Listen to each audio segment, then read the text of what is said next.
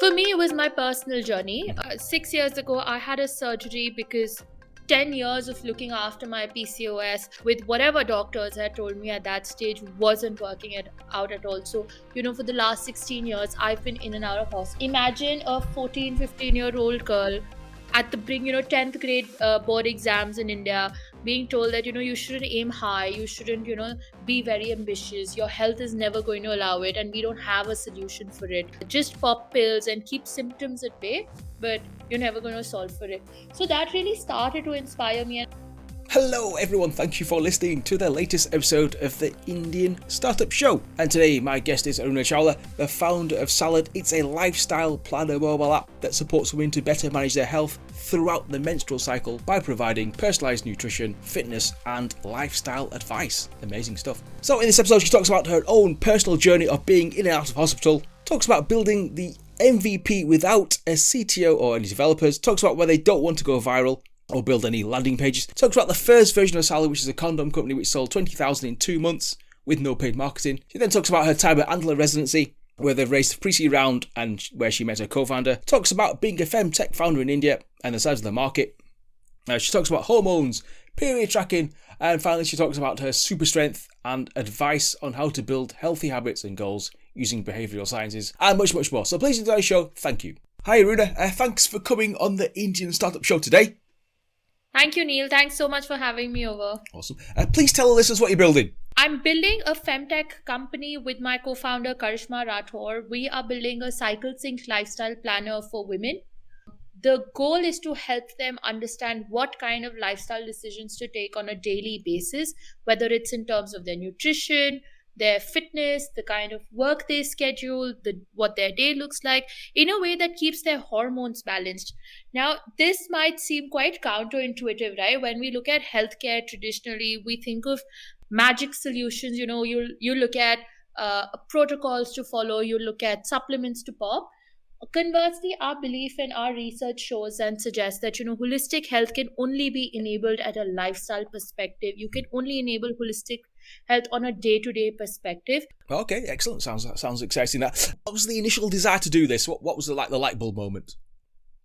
For me, it was my personal journey. 6 years ago, I had a surgery because 10 years of looking after my PCOS with whatever doctors had told me at that stage wasn't working out at all. So, for the last 16 years, I've been in and out of hospital. Imagine a 14, 15-year-old girl at the 10th grade board exams in India being told that, you shouldn't aim high, you shouldn't, be very ambitious, your health is never going to allow it, and we don't have a solution for it. Just pop pills and keep symptoms at bay, but you're never going to solve for it. So that really started to inspire me. And I come from a family of doctors and naturopaths and horticulturalists, right? So I'm as a family environment, we were attuned and, open to the kind of access that the best medicine could get us. And yet there was no solution. So 6 years ago, because of my own journey, I started on this journey on, building healthier habits, balancing my hormones. I read law at university and worked at UNESCO, chair of cultural policy for a couple of years as an art and fashion lawyer. So very, very different worlds, right? But no matter how passionate you are about your work, I think if your health doesn't allow you to show up and wake up every day, you're not going to be able to do anything, right? So despite the fact that I used to love the work I would do, my health would just not allow me to perform at my best capacity. And that started to frustrate me a lot. So started on this journey of, learning more about consumer psychology, how you can build healthier habits, switched career paths and focused a lot on nutrition. So I'm a certified nutritionist as well now. When I got to Antler India's residency, they conducted it last year. It was really an opportunity for me to share the research I'd been doing for the last 6 years in women's health and the kind of lifestyles women in India lead, the kind of access we have to medical care, and not just sick care, but also healthcare, right? And I'd love to talk about this later as well. Mm-hmm. At the residency, met my wonderful co-founder who'd also come in with the idea of starting up. On my end, it was simply, there's this huge opportunity. I'm not really sure what can come out of it, but Mhm. let's experiment Yeah. and let's see what happens. And when I met my co-founder, it was as though serendipity stuck us, where our combined skills together Mhm. led us to what we're building today. That was really what happened. There was no single light bulb moment for me that said I need to become a startup founder, or I want to start a company.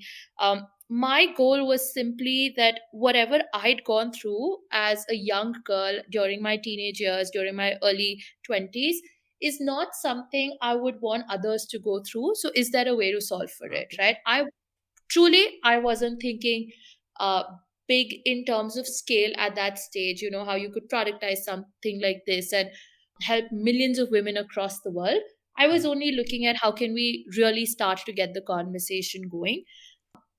That's how actually Salad started. So there was no single light bulb moment. Yeah. It was simply deep passion for the space and a deep personal connection to, solving for healthcare. Yeah. So how are things going then? Can you share some stats? Absolutely. So we raised our pre-seed round in January of 2023. So about 2 months ago from Antler India. Okay. We are currently a four-member team and are building our MVP, which launches next month. The goal is to start with five goals. You were starting with five goals, and that's very interesting, right? We see that when you want to build new habits, aligning it to a certain goal keeps the user focused and direction. Otherwise, if you don't see progress, if you can't measure progress, then it's far easier to backslide. So we're starting off with five goals. Two are related to period health, two are related to general health and energy, one is related to losing weight safely. So we're picking up individual goals for now to solve the most common problems, and the plan in the long run is to continue to build out a library of goals and food options and Mhm. lifestyles, etc. We As we launch in April, we have a wait list where we will launch to in the early days. The plan is not to go viral Mhm. at all. We want to very methodically onboard the right people who are committed to their health and their lifestyle. Folks who would potentially be looking for a magic solution won't even be the right fit for us, in the sense that we won't be able to serve them, because our focus is helping users or helping the women that we work with build healthier habits so that they stay healthy in the long run. Mhm. How excited are you about this then? I am mind blown with the kind of response we've got Yeah. right now. We haven't really openly started talking about the product. There are, how traditionally you would have a landing page, you would have Yeah. some product screens, for example. We've done none of that. Karishma and I decided to simply share our story and what we're building and how we hope it will help folks. And just that has led to so much word of mouth. People are coming to us and telling us that they're eagerly waiting for the app to launch because of their personal experiences. Mhm. Every day we meet women who share their stories with us, and it's so humbling and gratifying that we get to be in a position to serve them. Mhm. So it's tremendously exciting because every woman that we help lead healthier lives, we're not just helping her, we're also helping the friends around her, we're helping the family around her, we're helping kids to come after her. So it truly is generational change that we can enable in the long run, and that's what, at least, what excites me the most about the work we get to Cool, do cool, cool, today. cool. Can you share a story then? Your favorite story then? Actually, I'll share my co-founder's story Okay. because we get this asked so many times, right? What is your aha moment for Karishma? And I don't mean to speak on behalf of her. This is a story she's shared publicly as well, so I take the liberty to do it. Mhm. Um, for so as if you don't look after your health, what happens is that our bodies are very resilient. So for the longest time they will continue to support us even if we don't look after it. But as we start to grow older, it's going to start wearing down. So even if you are following the exact same lifestyle protocol as you did 5 years ago, if it's not healthy, if it's not something that's nourishing your body, it's going to start showing symptoms. And that was something that was happening with Karishma, with her personal journey. And when we started to talk about this space, what got us together in the early days was her intention of building something very impactful at scale. And for me, it was building something that's impactful in the space of women's health. During course of these conversations, as I kept sharing research with her, not just on the behaviors of women in India and whatever research I had done for women across the world and how they access healthcare, but also in the space of hormonal health, also in the space of cycle syncing, which is, the science of reproductive physiology that we use, where your day looks different each day depending on the phase of your cycle because your hormones are different.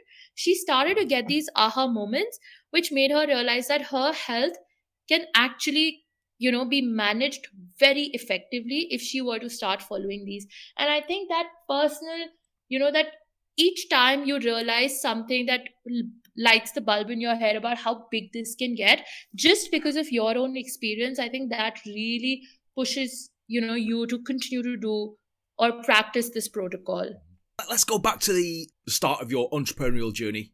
I think originally was a selling condoms. Just Yeah. talk about that story then. That sounds interesting. So, I think, like, for somebody who's never been interested in the idea of being an entrepreneur or a founder, I realized that I've always been entrepreneurial, which is that, since I was in school, I was always working with my parents, and, I would be part of the family business doing something or the other. It would just keep me super engaged. Mm. Salad condoms actually started as an experiment that I wanted to conduct to understand and how folks in India access sexual wellness. I was still very focused on women's health and wellness, which is why the entire brand positioning of Salad was health focused. The kind of product quality that we sourced from our vendors focused on ensuring that women, when they use the product, actually don't get any allergies or rashes. And this was a lot of learning that I was doing in my day job at that time. I was working with a US based marketing company Mm. as a behavior scientist, where we focused on everything marketing strategy from the perspective of what is going to help consumers make a purchase decision, but had never experienced or understood anything about the Indian market so far. So this started off as an experiment. Over a weekend, I'd set up this Shopify web store. At that time, Clubhouse was all the rage. Mm. And I would turn up every day for half an hour, 1 hour, just to talk to people and, join some clubhouses, listen to their stories, share what I'm working on. That actually led to so much word of mouth and organic coverage in news, in PR, in media, that we ended up selling about 20,000 boxes of condoms from our Shopify web store in the first 2 months without any paid marketing. Wow. I didn't know back then, but and I know this now, that this is called doing things that don't scale to solve the problem of Kickstart, but I really didn't know anything about it at that stage. So it was more of an accidental entrepreneurship for me. Now surely, it's a very interesting space. I think with India itself, it's, where some founders can choose to start off with the small niche of sexual wellness and then continue to expand to, the general women's wellness space. uh, from my limited understanding at that time, I didn't see myself as the right founder for a market like that. Mm. uh, because I didn't have enough knowledge of e-commerce at that stage. I was very new, Mm. and as a solo founder, it's very difficult to continue to learn new things and also run the company. Retention was a huge challenge simply because of the space that we were in. Mm. Which is why I decided to take a step back and continue to do my research in this space. I hadn't quit my job at that stage, so I wasn't struggling with funds or just the idea that this has to work. I was playing very safe at that stage. It's only when I'd got through the Antler residency that I finally quit my job. Mm. And this came after almost a year and a half of intense research into how women in India actually access healthcare all throughout. I'm very interested personally in the space of preventative health, because sick care is just a band-aid on the wound that already exists, but there is so much potential to prevent you from getting hurt itself, right? Yeah. That's why the space that we're in with hormonal health, we are focused very intentionally on the moderate and languishing conditions of health. The concern, and one of the most common things that we heard from the people we interviewed was that they have resources. These problems or the symptoms that we are working with, or the goals that we have to start with, are things that people care about, they're impacting the quality of our users' lives. But because they're not chronic conditions, because they're not very serious or disorders, given the limited bandwidth that doctors in India have, they're not actually able to access solutions. They're shut off, or they're sent away saying that it's not that big a deal, just pop a pill and deal with it. Come to them only when things get really worse. And I think that's phenomenal, because the condition of healthcare in India today is not just that people want more access to doctors. We have enough doctors in every nook and corner of each city that we are a part of, or each village that we are a part of. It's that, do we find the right kind of solutions for our lifestyle, for our the kind of challenges we face, and is it bio individual as well? Because otherwise what happens is there are these template solutions that everybody is given, but it doesn't work because our epigenetics are different, our conditions are different, the kind of food we eat, the kind of lifestyle we lead, completely different, the kind of preferences we have, completely different again. It's all of this that we want to bring into our product at Salad, as we solve for it not just for India but also the global market in the long run. Awesome stuff. Awesome stuff. Sounds good to me. You mentioned MVP. Any advice for our listeners on building an MVP? What must they do? What must they not do? Yeah, I can share our Yeah, experience. So please do. we're a consumer tech, we're a health tech company without a CTO at this stage, or an engineering team in-house at this stage, Ah. because women's health is very tough, difficult.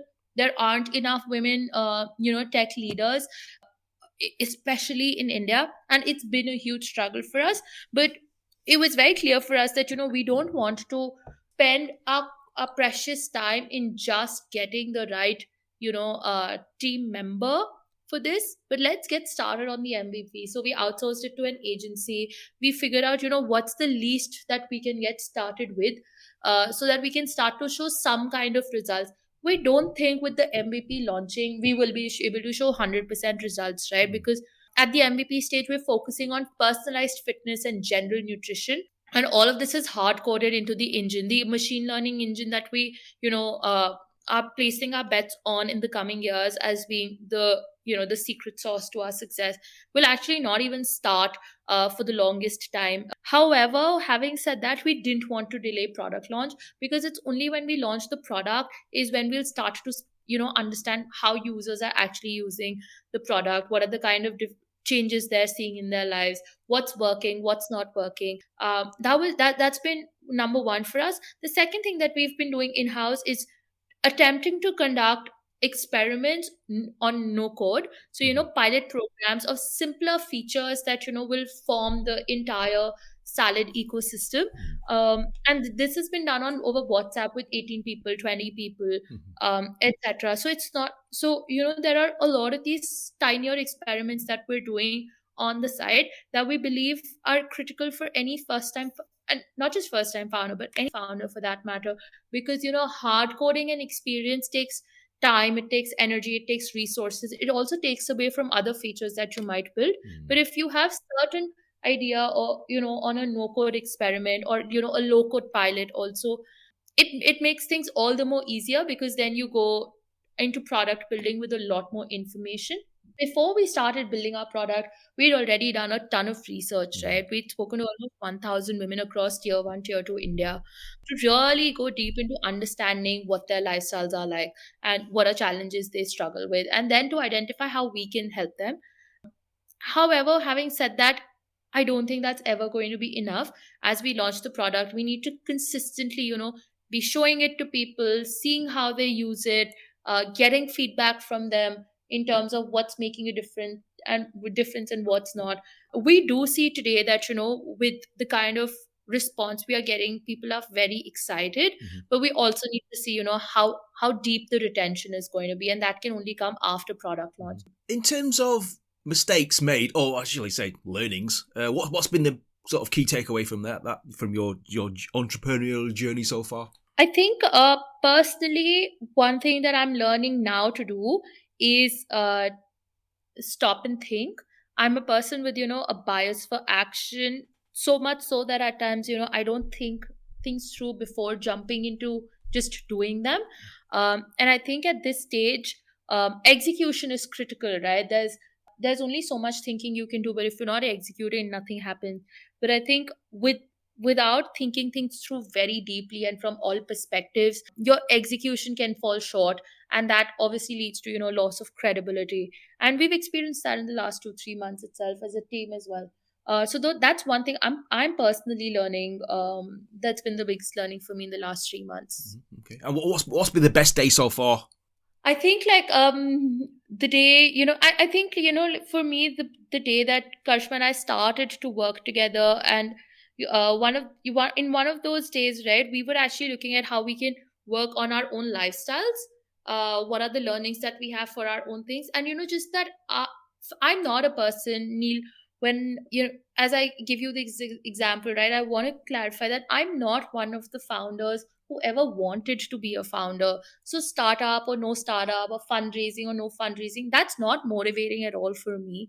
But the kind of impact the work we do can have really makes a difference. So, just seeing my teammates, the way, they're utilizing this knowledge, the way they are utilizing the science of reproductive physiology in their personal lives, and the impact that they continue to see is actually extremely motivating for me. Because I think if we can continue to do it for ourselves, we will have so much more empathy for our users, and we will continue to be able to do it for them as well, at the product level. So I think those have been the best moments of my the last few months for me. Cool. What was your first impressions of meeting your co-founder then? So when I met her, we were about 70 people in the same room. I really went there with my mind completely open, to the idea that I'm only here to network with folks and explore what potentially can happen. For me, it was being there was a win-win solution, because either I come out with a funded business, or I come out with a business plan that may not be venture backable but bootstrapable, and that's also a great opportunity for me. Or I decide that I don't want to do either of these things. I go out with a huge network of people who are startup founders, who are doing great things in their life, who come with so much talent and their own network, and go back to the job I had, right? So for me, it was simply a win-win situation, which is why I approached the entire process of the residency with a lot of positivity and open-mindedness. What clicked very well for me when it came to my co-founder is our shared values and our shared intentions of the kind of lives we want to lead, right? We're very similar in some of these core critical aspects, and that those things matching, those values matching, I think really made it easy for me to start working with her, getting to know her, or just being friends with her, which I think is very important, because it's such a long, arduous journey. Every day is difficult, frankly. Even good days are going to be difficult, because there's always so much to do. You're consistently prioritizing your startup over every other thing, and having somebody you can depend on and trust blindly, I think makes the whole journey so much easier. It's like a marriage. It's like a marriage, indeed. How do you split up their roles then, in terms of within a company? You've got HR, you've got sales, web development. Sure. So we're a very lean team as of now. We've only hired 2 folks in the last 3 months, and we intentionally want to keep lean. Work more with vendors and externals, right, at this stage, because we're at pre-seed. It's only by the time we get to seed, we want to be in a position where we've figured our product out as much as possible, can see some early signs of PMF, and that can only happen if our entire focus is on building the right product. In terms of split, Karshma looks after product and engineering development externally. I look after growth and the domain expertise in behavior sciences, nutrition, and hormonal health in general. Along with that, I also look after legal, finances, etc. Simply because of my past experience as a lawyer, so that comes in handy. I think what's very cool for startup founders today is just the host of tools you have available, right? Payroll is frankly so painful to deal with, just because of how complicated it is. But there are tools that you have, that make it so easy and at a click of a button. And I think if you're able to leverage that for the longest time, then it's just so much easier. How big's the market then? The market's actually quite big, right? In India itself, we have about 355 million active menstruators at this point. Right. We know 70% of them through research need about at least one kind of hormonal health intervention. When we say hormonal health, most folks will think of infertility or PCOS, or thyroid maybe, Mm. but even things like depression or anxiety or mood swings or bloating or vaginal dryness or endometriosis or thyroid or obesity or fluctuating weight.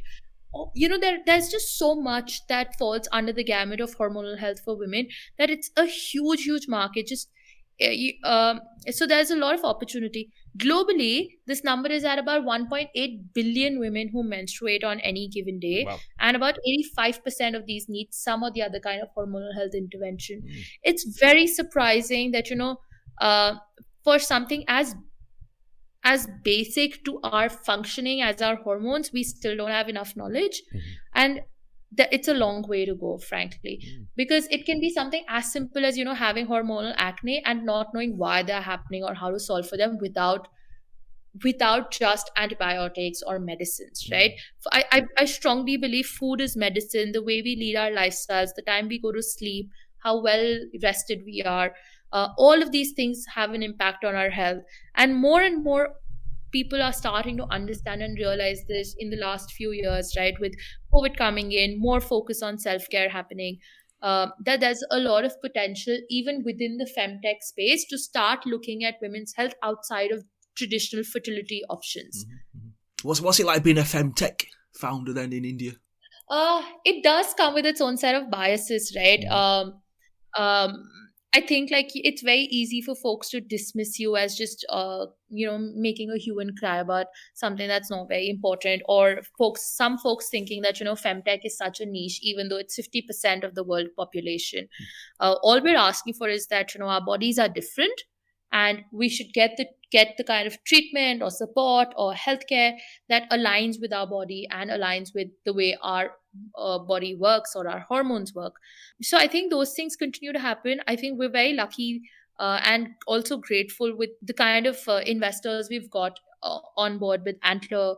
And they've been phenomenally supportive, and they continue to push us and open doors for us wherever they can. And I think just finding those right folks to support you makes things so much easier. What's the best advice they've given you then? I think for me, it's been that, you won't always know everything, but as long as you keep showing up every single day, things are going to work out. This was, in some ways, feedback that I got, that, one of my super strengths is the fact that no matter what happens, I'll keep showing up every day. And I think I never realized it back then. But when they pointed it out, it stuck by me, and it keeps me going even when days are down. What motivates you to keep going then? I think that, for me, I would be in the space of women's health, whether I'm starting up or not starting up, or doing a job, or, consulting folks individually. So for me, this is really my life's work. I cannot forget the first 10 years of, being diagnosed with PCOS and being in and out of hospitals. I remember very, very clearly everything that I'd gone through, everything I had to hear, everything I missed out on as a teenager.